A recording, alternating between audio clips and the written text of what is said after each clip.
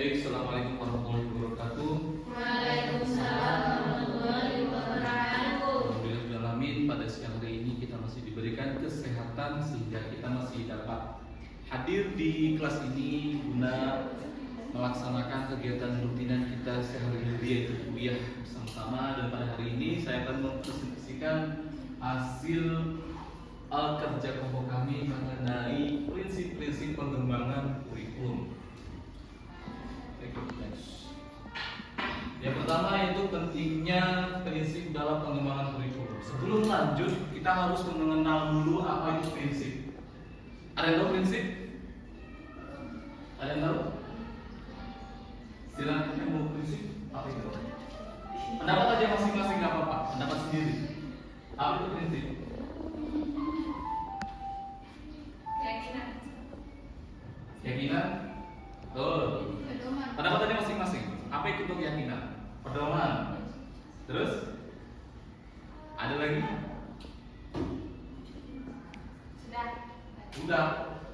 Ya. Dalam pengembangan kurikulum mungkin juga dalam mencapai pembangunan kurikulum yang sudah ada supaya menjadikannya lebih lengkap serta lebih sesuai dengan kemajuan zaman. Jadi dalam pengembangan kurikulum itu ada namanya prinsip-prinsip dalam pengembangan kurikulum. Kalau kemarin itu ada landasan dan sekarang itu prinsip. Nah sekarang pentingnya prinsip dalam pengembangan kurikulum. Saya punya analogi begini untuk pentingnya pengembangan kurikulum. Untuk pentingnya prinsip pengembangan kurikulum. Nah, ketika Anda masak, ya kan? Nah itu tentunya pastikan ada step by stepnya, ada aturan bumbu-bumbunya. Contoh saja masak mie. Masak mie itu kan ada bumbunya sekian gram, minyaknya sekian, gulanya sekian. Nah itu urutan-urutannya untuk memasak mie. Kemudian juga misalkan nih, ada yang masak itu harus asin. Saya kalau masak harus asin.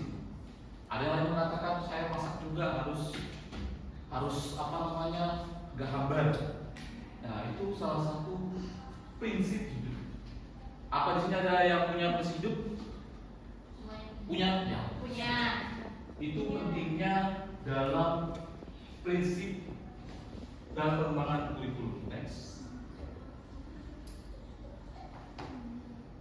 lagi.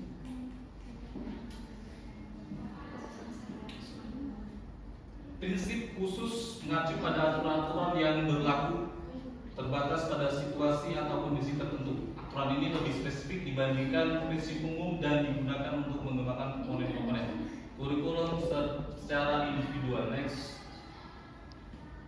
Habis. Ya mungkin itu saja.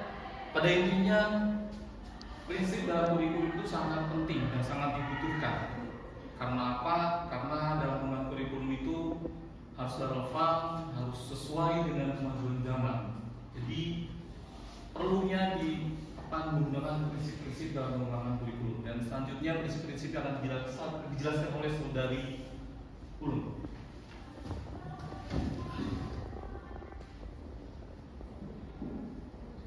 Oke, saya lanjut dari saudari Dadang. Tadinya menjelaskan tentang prinsip khususnya. Di sini ada dua, yaitu prinsip khusus dan prinsip umum.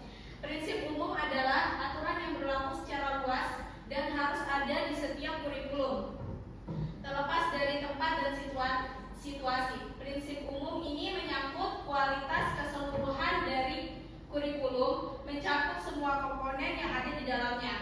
Ada beberapa prinsip umum yang terpampang di atas. Yang pertama yaitu ada prinsip relevansi.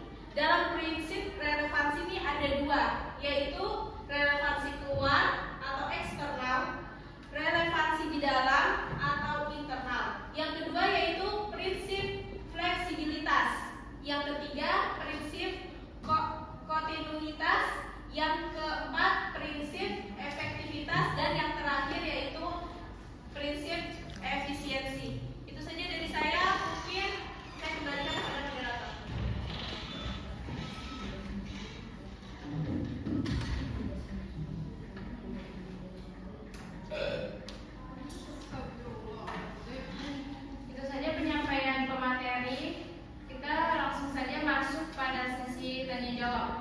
kepada para audiens diberikan kesempatan 3 penanya untuk menanyakan kepada Pak Materi. Silakan yang ingin bertanya, angkat tangan. Ada pemateri dia menjelaskan bahwasanya prinsip-prinsip itu ada masih analogi di dalam kehidupan sehari-hari. Kalau analogi di dalam kurikulum itu prinsip-prinsipnya seperti apa? Terima kasih. Mungkin ada lagi dari para audiens yang ingin bertanya. Silakan angkat tangan. Izin bertanya, Ya, silakan saudari. saya dari program Papua yang mau bertanya. Dan tadi kan pemateri sudah menjelaskan tentang prinsip fleksibilitas. Nah, pertanyaan saya itu bagaimana prinsip fleksibilitas diterapkan dalam desain kurikulum? Mungkin pemateri bisa menjelaskan dan memberikan contoh. Di sini saya perwakilan dari kelompok 3 ingin bertanya, apakah dalam pengembangan kurikulum harus sesuai dengan landasan dan prinsip pengembangan kurikulum atau bisa menyesuaikan situasi dan kondisi kayak di kampung-kampung, pedalaman begitu? Oke. Saya ingin bertanya, saya Silakan. dari kelompok 6 ingin bertanya, mengapa fleksibilitas penting dalam kurikulum dan bagaimana cara mencapainya? Terima kasih. Terima kasih. Baik, izin moderator, Silakan. saya mau menjawab pertanyaan dari saudara Al mengenai analogi tentang pentingnya pengembangan kurikulum. Betul? Oke. Jadi pengembangan kurikulum itu seperti membangun rumah. Ya, bangun rumah itu harus ada fondasinya yang kuat, ya kan? Jadi fondasinya yang kuat. Itu juga dengan pengembangan kurikulum harus mempunyai prinsip-prinsip yang kuat, fondasi yang kuat. Ini itu bagaimana? Bagaimana saudara Ali?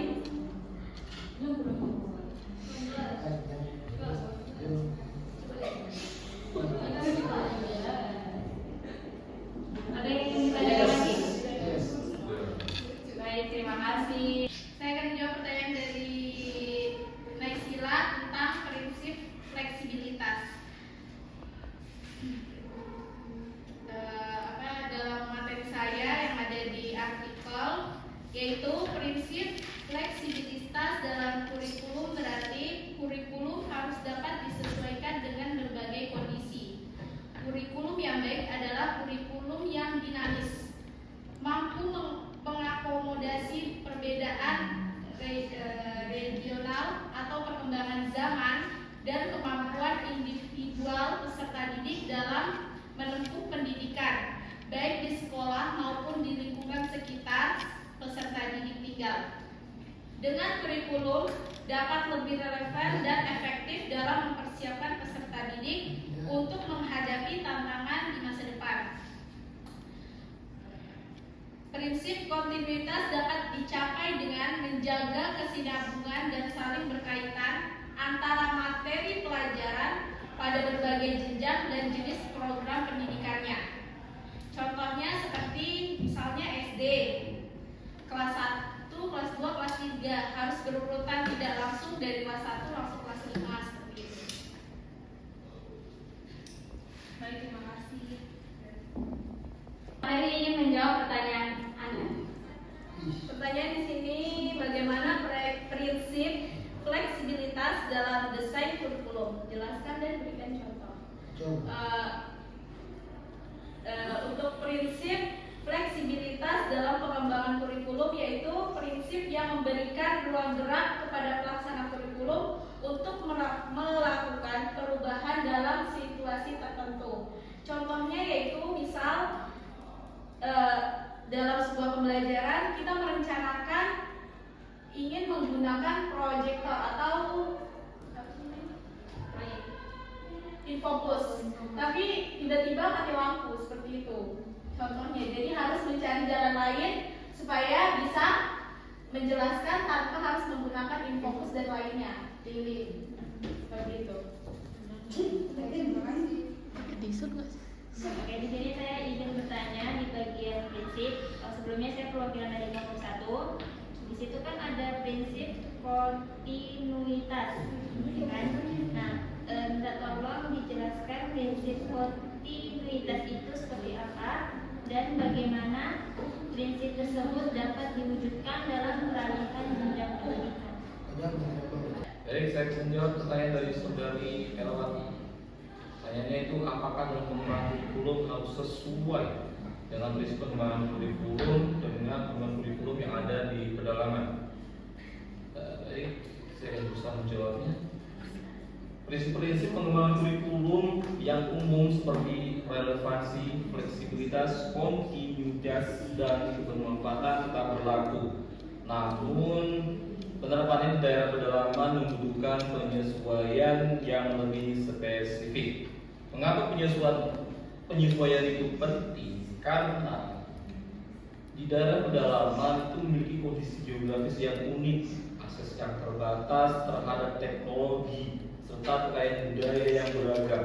Guru-guru harus mengakomodasi kondisi-kondisi ini.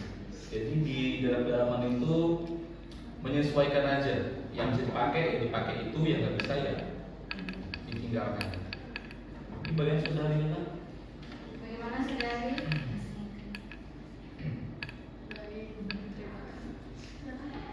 Di sini saya menjawab pertanyaan dari saudari Diva tentang penjelasan prinsip dari kontinuitas. Kontinuitas sendiri yaitu tentang prinsip kesinambungan. Dalam kurikulum menjamin bahwa pembelajaran siswa berjalan secara bertahap dan sistematis. Misalnya dari SD, SMP, SMA, dan kuliah kalau mau lanjut atau sebagainya, seperti itu. Terus untuk bagaimana prinsip kontinuitas dapat diwujudkan dalam peralihan pendidikan.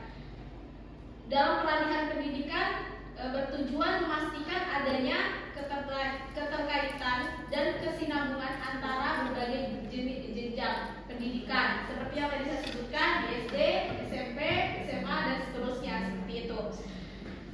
Hal ini penting agar siswa dapat melanjutkan pembelajaran dengan lancar tanpa mengalami kesulitan.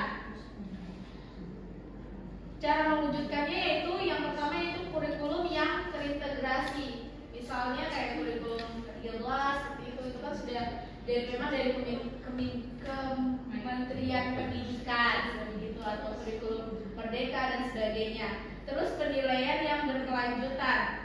Hasil penilaian yang digunakan guru untuk memantau perkembangan siswa di setiap mata pelajaran atau di setiap jenjang pendidikan.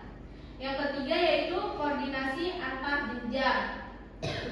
Guru dan sekolah di berbagai jenjang bekerja sama untuk memastikan kelancaran peralihan siswa. Kan banyak guru seperti berkumpul dalam apa? Seperti guru berkumpul dalam rapat, ada SD-nya, ada guru SD-nya, ada guru SMP-nya, ada guru SMA-nya. Itu juga termasuk dalam kesinambungan. Yang terakhir yaitu program orientasi.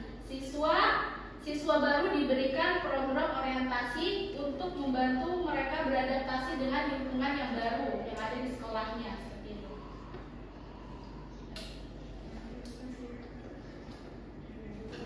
Itu saja penyampaian pemateri.